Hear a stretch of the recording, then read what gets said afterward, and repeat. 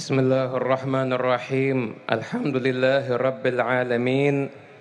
Allahumma salli wa sallim ala sayyidina Muhammadin miftahi babi rahmatillah adada ma fi ilmillah salatan wa salaman daimaini bidawami mulkillah wa ala alihi wa sahbihi wa man walah wa man tabi'a sunnatahu wa qa'dada bihudah ila yaumi liqa'illah amma ba'du.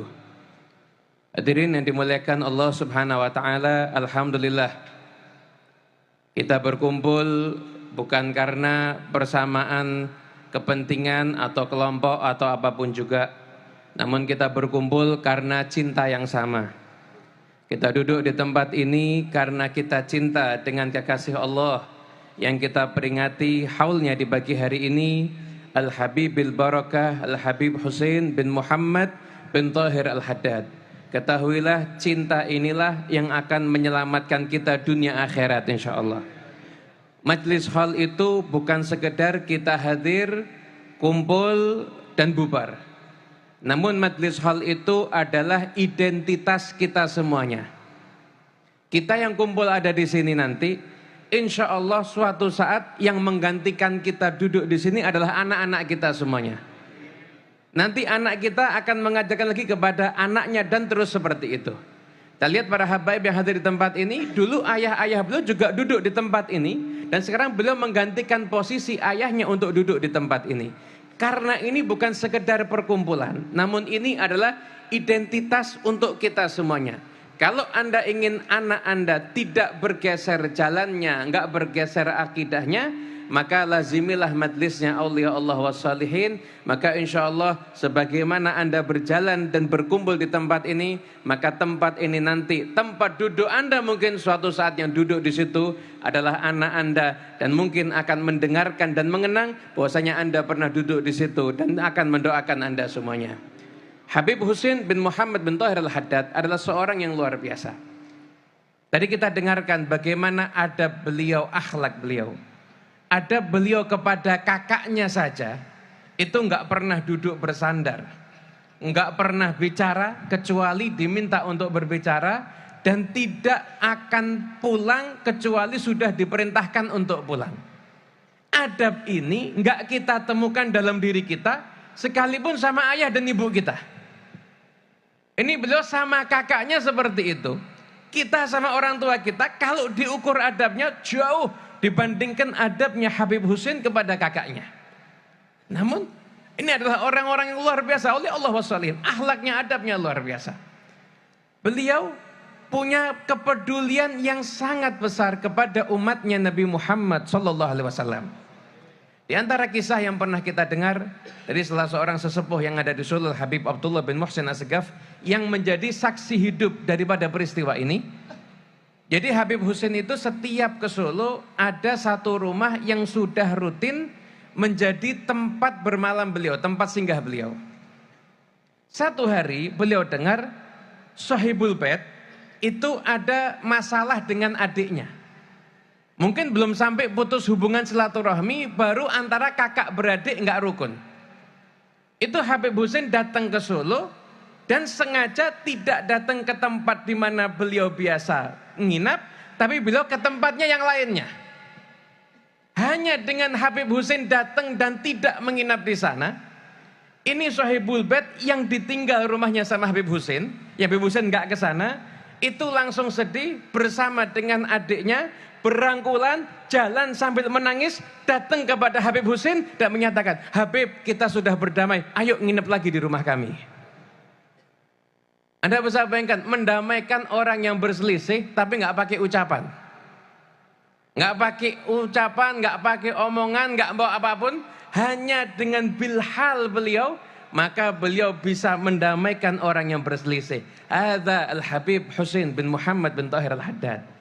Nah, kita semua yang hadir di sini dan kita mengaku pecinta Habib Husain, sekarang tanyakan kepada diri kita, berapa banyak orang yang hubungannya nggak akur yang sudah kita damaikan? Berapa banyak yang putus silaturahmi yang sudah kita akurkan? Atau naudzubillah min dzalik, jangan-jangan kita sendiri adalah orang-orang yang memutuskan tali silaturahmi dengan saudara kita. Sesungguhnya rahmat tidak akan turun kepada kelompok yang di situ ada orang yang memutuskan tali silaturahmi. Kalau yang kumpul bareng aja nggak dapat rahmat, bagaimana dengan pribadi orang yang memutuskan tali silaturahmi tersebut? Kepedulian beliau terhadap umat Nabi Muhammad SAW juga terungkap dalam nasihat beliau. 70 tahun yang lalu, ketika Habib Alwi bin Ali Al-Habsyi Solo itu akan berkunjung ke Gresik, maka beliau singgah di kota Jombang dan kemudian berjumpa dengan Habib Husin. Di antara nasihat Habib Husin kepada yang ada di situ, ini nasihat disampaikan 70 tahun yang lalu, yang dengar orangnya sedikit, tapi lihat karena yang bicara ikhlas, sekarang ini ribuan orang yang dengar insya Allah. Itu beliau cerita kepada orang yang ada di sekitar itu, beliau menceritakan kekhawatiran beliau, merasa khawatir, kok sekarang udah bukan cuma, waktu itu bukan akidah yang berubah, pakaiannya anak-anak itu udah nggak sama dengan para pendahulunya, terutama anak-anak perempuan. Maka beliau menceritakan, saya pernah ada salah seorang yang saya tahu dia mendengarkan ucapan saya, anak perempuannya itu pakainya terbuka. Udah nggak ngikutin datuk-datuknya, nenek-neneknya, bahkan mungkin sampai ke Fatimah Zahra. Pakainya terbuka. Maka ketika itu didatangi sama Habib Husin. Habib Husin kemudian bertanya kepada dia, ya Fulan, seandainya anak kamu ada misalkan di Hadramut sana pakai pakaian yang tertutup, kemudian saya dengan tongkat saya ini, saya singkap itu pakaiannya. Mungkin sampai kelihatan lututnya. Kira-kira yang kamu lakukan apa? Kita bisa berantem, bisa saling bunuh kita. Nah, kata Habib Husin, kamu tahu sekarang ini anak kamu sendiri yang buka auratnya. Kamu sendiri yang buka auratnya dan dilihat sama orang banyak. Apakah kamu nggak malu? Maka seketika itu orang tersebut mendengar nasihat Habib Husin, dia sadar, dan seketika itu juga anak perempuannya diperintahkan untuk mengganti pakaiannya dengan pakaian yang rapi, yang sopan dan sesuai dengan syariat Islam. Maka ini juga perlu kita tanyakan kepada diri kita.